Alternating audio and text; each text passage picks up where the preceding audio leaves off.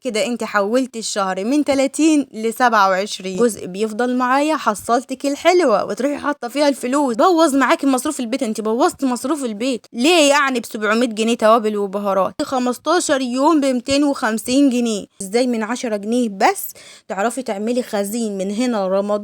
القبض نزل وخلاص، كلنا اخدنا المرتب، لسه في جزء بسيط كده ما خدش المرتب. كل شهر وانتوا بخير ويعدى علينا الشهور والايام اللي جايه مجبورين وفي بيوتنا مستورين.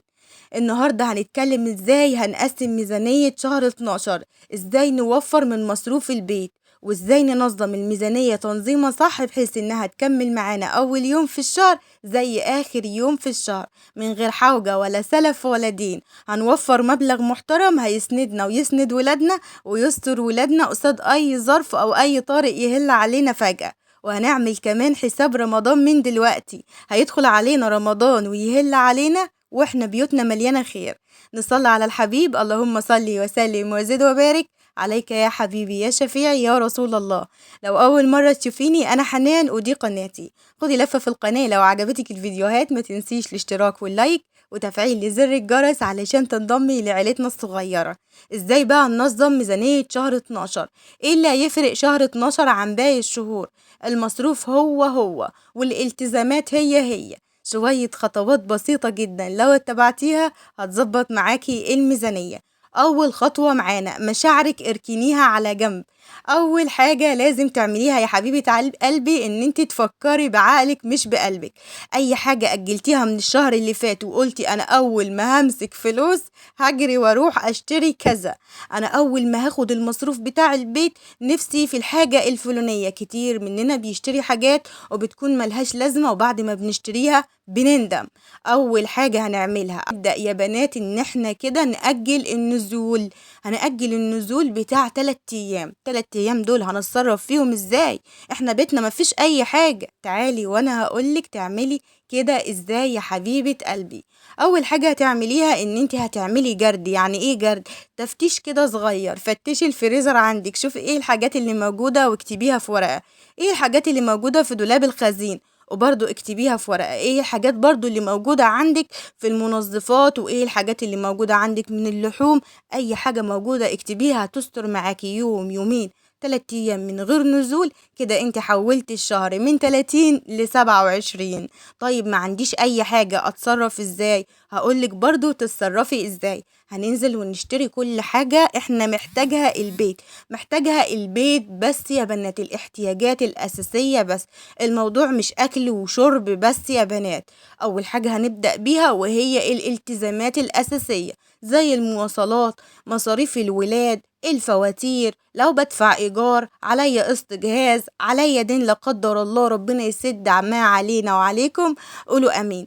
وبعد كده نبدأ بقى نقسم باقي الفلوس على باقي احتياجاتنا في البيت، احتياجاتنا الضرورية بس.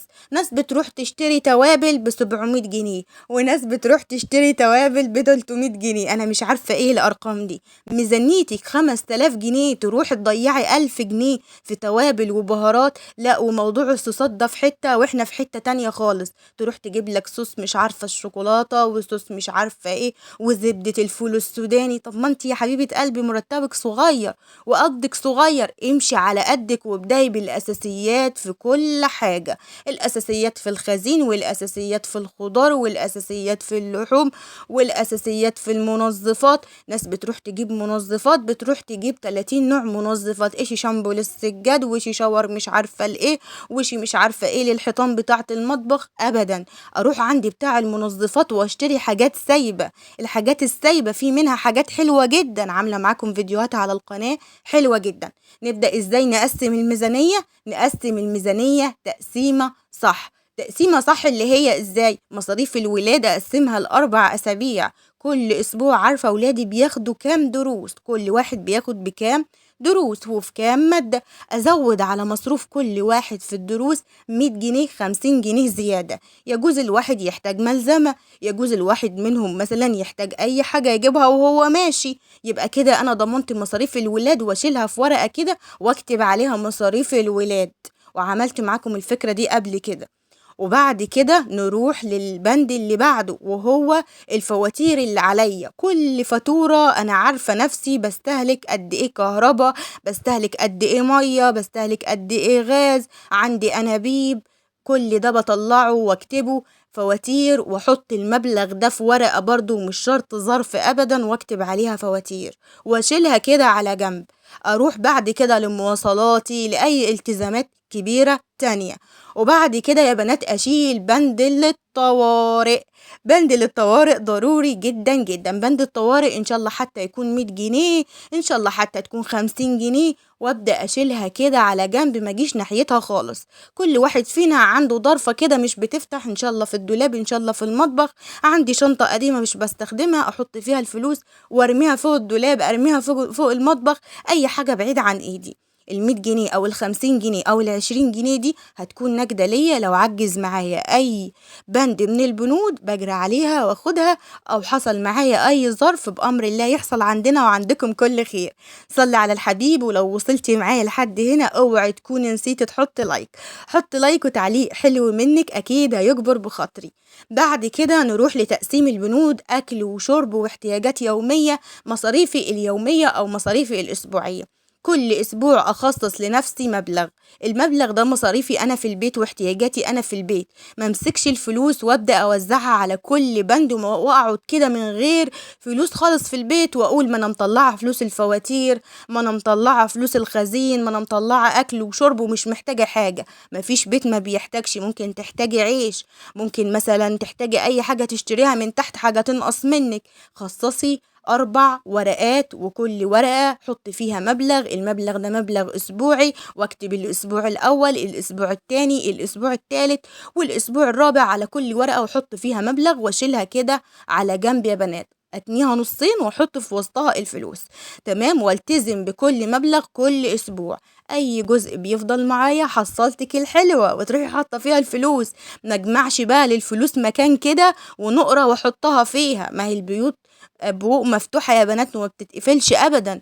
كلنا محتاجين، ولكن نلتزم كده في موضوع الأكل والشرب ده، وإحنا هنوفر منه مبلغ محترم. نحرم ولادنا يعني هيكون في إيدنا الحاجة ومش هنديلهم؟ ما إحنا اتربينا على كده، إحنا اتربينا على كده والحمد لله اتربينا صح، وأهو 100 فل و10 أهو. فأنت ربي ولادك على حسب ما أنت اتربيتي يا حبيبتي.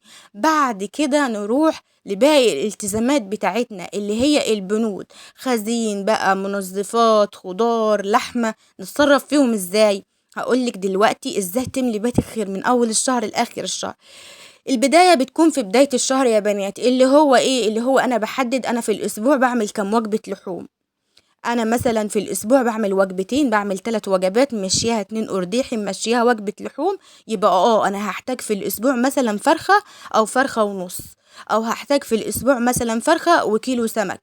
اجيبهم بقى من اول الشهر على بعض.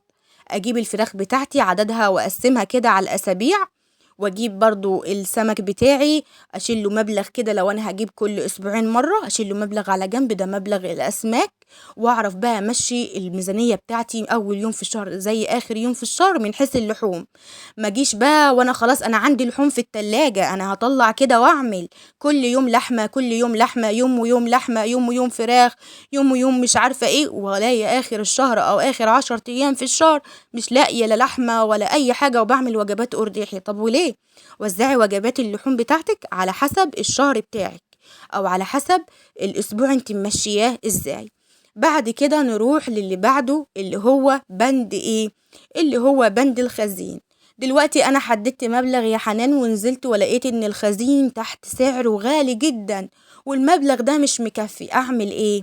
ما هو المبلغ ده مش مكفي لانك انت عينك راحت يمين وراحت شمال، صح ولا لا؟ ممكن حاجة تعجبك وتقولي للراجل هات لي كذا وهات لي كذا وهات لي كذا. لا يا بنات، لا مش كده ابدا. والظروف اللي احنا فيها والوقت اللي احنا فيه والغلا اللي احنا فيه مش عايز الكلام ده ابدا.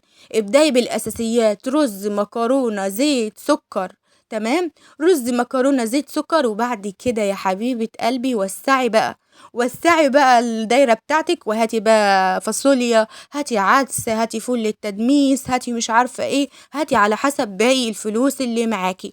روحي عند عطار عليه زحمة، ما روحش للمحلات واقول ده في عرض على كذا واجيب العرض ده ب 200 300 جنيه والاقي مش معاه فلوس. طب ما هو ده اللي بيبهدل معاكي الميزانية، بوظ معاكي مصروف البيت. انت بوظتي مصروف البيت، ما تعمليش كده.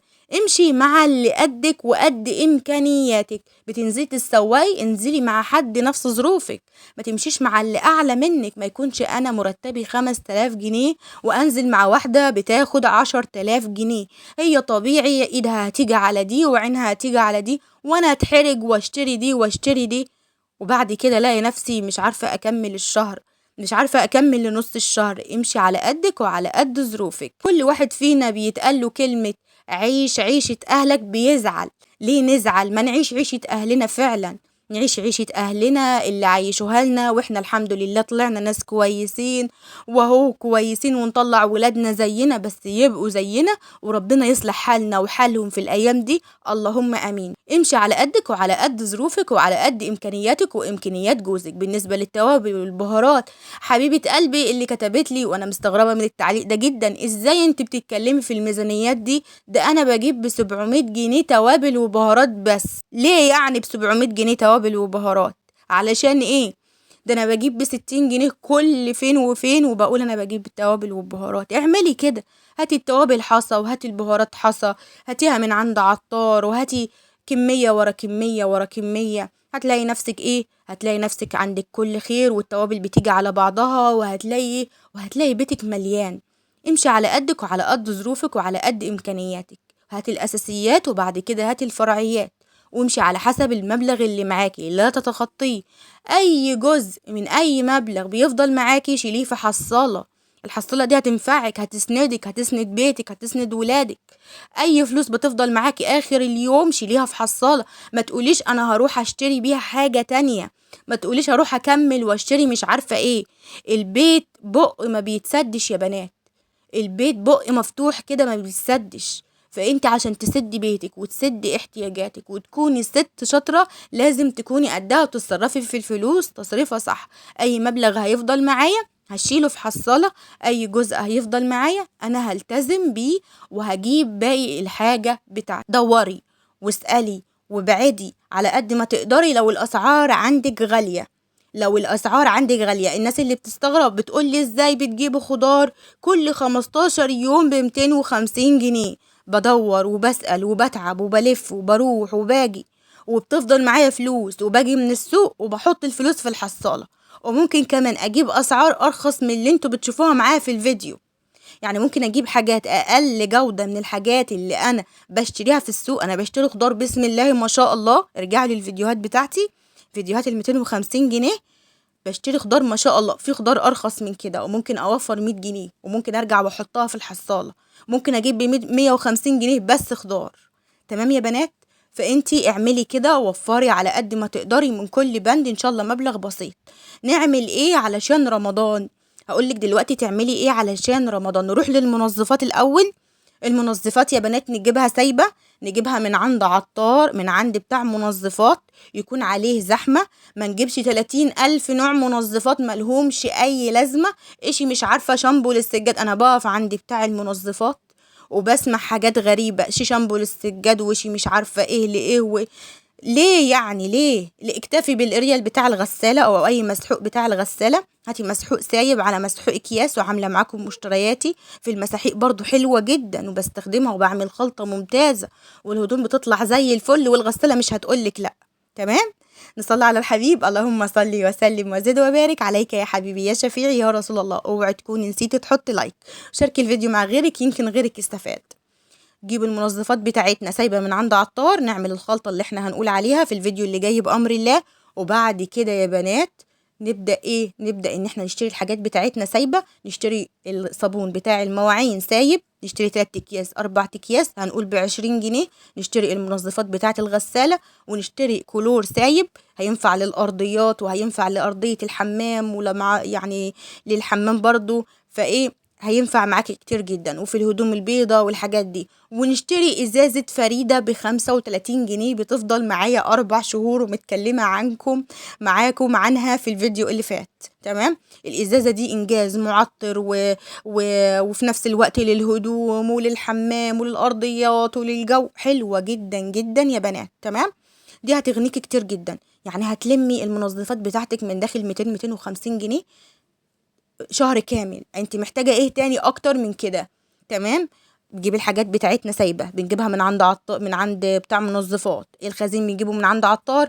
الخضار بننزل اخر السوق، ولو السوق اللي جنبي او الخضرية اللي جنبي سعرهم غالي، اسأل وادور والف، وهلاقي السعر اللي يناسبني ويناسب الميزانية بتاعتي. تمام. نحدد بقى الوجبات بتاعتنا من دلوقتي. الوجبات بتاعتنا على اساس هننزل نشتري اللحوم، ننزل نشتري الخضار، ننزل نشتري الحاجات بتاعتنا. احدد هل انا هجيب الخضار بتاعي اسبوعيا ولا هجيبه كل 15 يوم، هجيب اللحوم بتاعتي كل 15 يوم ولا هجيبها كل شهر. لو هتجيبيها كل شهر هتوفر عليكي كتير جدا، هتعرفي تقسمي الفراخ بتاعتك تقسيمة صح. لو هتجيبي الخضار بتاعك كل اسبوعين هيوفر معاكي مبلغ محترم. هتجيبي الصلصة بتاعتك وتصلصيها وتشيليها في الفريزر، تجيبي حاجة للعصير وتحطيها برضو في الفريزر، تجيبي نوع خضار وتفرزيه وتحطيه في الفريزر. ما تمشيش عشوائي ابدا. ما تقوليش انا هنزل السوق واللي هيقابلني في وشي انا هجيبه، لا مفيش الكلام ده، تعمليش كده. انزلي وحددي اهدافك. انا مثلا لقيت نوع خضار او يكون سعره مناسب ليا، هشتري منه وافرز منه كيسين في الفريزر، او 3 اكياس 4 اكياس يكملوا معايا 15 يوم. اجيب الطماطم بتاعتي واصلصها بال15 يوم، قدرتي بالشهر هاتيها بالشهر، هتاخد نار واحدة وهتكون حلوة جدا. تمام يا بنات. نحاول نوفر في الفواتير، فواتير المية، فواتير الكهرباء، فواتير النت يا بنات. نحاول نقلل في الاستهلاك، وكنت اتكلمت معاكم في الموضوع ده قبل كده. التوفير في الميزانية بيبدأ أول الشهر، مش آخر الشهر ولا نص الشهر. دلوقتي انت ماسكة الفلوس في ايدك، مش الفلوس هي اللي ماسكاكي. ما تخليش الفلوس تتحكم فيكي، ولا عواطفك تتحكم فيكي، ولا تقولي انا هروح اشتري مش عارفة ايه. لو طلعتي من كل بند بتوفير 50-20 جنيه هتلاقي نفسك عملتي خير كتير. اي حاجة موجودة عندك من الشهر اللي فات بكميات، ابدأ اخصم الفلوس بتاعتها من البند بتاع اي بند من البنود، بند الخزين او بند المنظفات او بند الخضار. اشيل الفلوس بتاعتها كده واحطها في حصالة. الحصالة دي هتسندني وتستر بيتي وتستر ولادي.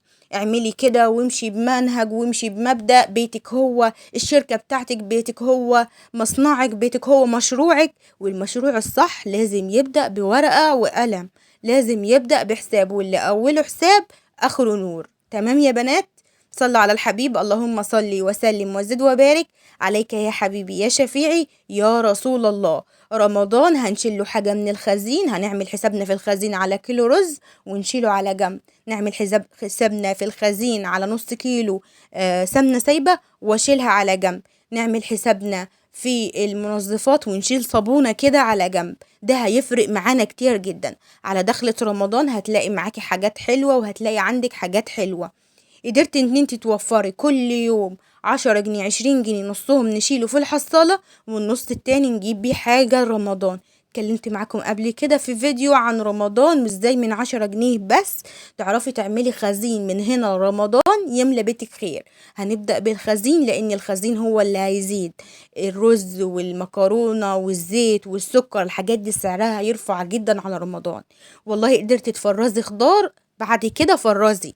لكن لو معاكي اي قرش او اي فلوس ابدأي بالخزين، لان الخزين هيرفع جدا في رمضان يا بنات.